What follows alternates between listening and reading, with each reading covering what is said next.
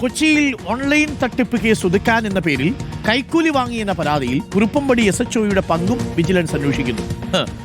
SHO ഡ്യൂട്ടിയിലുണ്ടായിരുന്ന സമയത്തായിരുന്നു തട്ടിപ്പ് നടന്നത്. SHOയുടെ അറിവോടെയാണ് പോലീസുകാർ 6,60,000 രൂപ തട്ടിയതെന്നാണ് സംശയം. പരാതിയിൽ ഗ്രേഡ് SIയെയും 3 CPOമാരെയും സസ്പെൻഡ് ചെയ്തിരുന്നു. ശരണുണ്ട് കൂടുതൽ വിവരങ്ങളുമായി. ശരൺ, 6-7 ലക്ഷം രൂപയ്ക്ക് അടുത്ത് തട്ടിച്ച കേസാണ്. ഓൺലൈൻ തട്ടിപ്പ് കേസ് ഒതുക്കാൻ വേണ്ടിയിട്ടൊരു പോലീസിലെ ഒരു ഉദ്യോഗസ്ഥൻ ശ്രമിച്ചു എന്നുള്ളൊരു വിവരമാണ്. നേരത്തെ 3 CPOമാരും ഒരു ഗ്രേഡ് SIയെയും സസ്പെൻഡ് ചെയ്ത സാഹചര്യമുണ്ടായി. ഇപ്പോൾ SHO തന്നെ, ഇൻസ്പെക്ടർ തന്നെ ഇതിന് കൂട്ടുനിന്നു എന്നുള്ളതാണോ ലഭിക്കുന്ന വിവരം?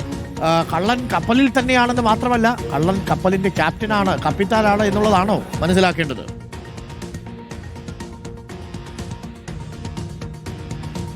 അരുൺകുമാർ, എന്തായാലും കുറുപ്പംപടി സ്റ്റേഷനിൽ നടന്നത് കൂട്ടുകച്ചവടമാണെന്നൊരു നിഗമനത്തിലേക്കാണ് ഇപ്പോൾ വിജിലൻസ് എത്തിച്ചേർന്നിരിക്കുന്നത്. നേരത്തെ ഗുജറാത്ത് പോലീസാണ് ഓൺലൈൻ തട്ടിപ്പ് കേസുമായി ഓൺലൈൻ തട്ടിപ്പുമായിട്ട് ബന്ധപ്പെട്ട ഒരു കേസ് രജിസ്റ്റർ ചെയ്യുന്നത്. അതിന്റെ അന്വേഷണത്തിന്റെ ഭാഗമായിട്ടാണ് ഗുജറാത്ത് പോലീസ് സംഘം കുറുപ്പംപടിയിലേക്ക് എത്തിയിരുന്നത്. അതായത് ഈ തട്ടിയെടുത്ത പണത്തിന്റെ ഒരു പങ്ക് കുറുപ്പംപടി സ്വദേശിയായ യുവാവിന്റെ അക്കൗണ്ടിലേക്ക് എത്തിയിരുന്നു. അപ്പോൾ അതിനെക്കുറിച്ച് അന്വേഷിക്കാനായിട്ട് പോലീസ് എത്തുന്നു. ഈ ഗുജറാത്ത് പോലീസിനെ സഹായം നൽകാൻ വേണ്ടിയാണ് സ്റ്റേഷനിൽ നിന്ന് 4 പോലീസുകാരെ അസൈൻ ചെയ്തിരുന്നത്. ഒരു ഗ്രേഡ് SIയെയും ഒപ്പം തന്നെ 3 CPOമാരെയും. ഇവർ അവിടേക്ക് എത്തുന്നു. അങ്ങനെ യുവാവിൽ നിന്ന് വിവരങ്ങൾ ശേഖരിക്കുന്നതിനൊപ്പം തന്നെ യുവാവ് പറഞ്ഞത് മറ്റൊരാളുടെ നിർദ്ദേശപ്രകാരമാണ് തന്റെ അക്കൗണ്ടിലേക്ക് പണം എത്തിയെന്നുള്ളതാണ്.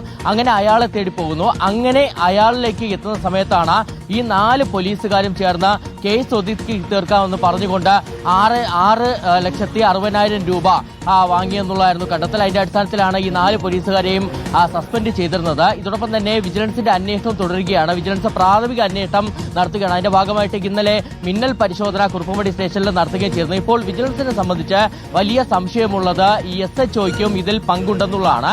അതായത് SHO ഡ്യൂട്ടിയിൽ ഉണ്ടായിരുന്ന സമയത്താണ് ഈ 4 പോലീസുകാരെയും അസൈൻ ചെയ്തിരിക്കുന്നത്. അപ്പോൾ അത്തരത്തിൽ തട്ടിയെടുത്ത പണത്തിന്റെ പങ്ക് ഈ SHOയും കൈപ്പറ്റിയിട്ടുണ്ടോ എന്നുള്ള സംശയമാണ് വിജിലൻസിന് ഉള്ളത്. അതിന്റെ അടിസ്ഥാനത്തിൽ കൂടിയാണ് ഇപ്പോൾ ഈ പോലീസുകാരെ ചോദ്യം ചെയ്യാൻ തീരുമാനിച്ചിരിക്കുന്നത്.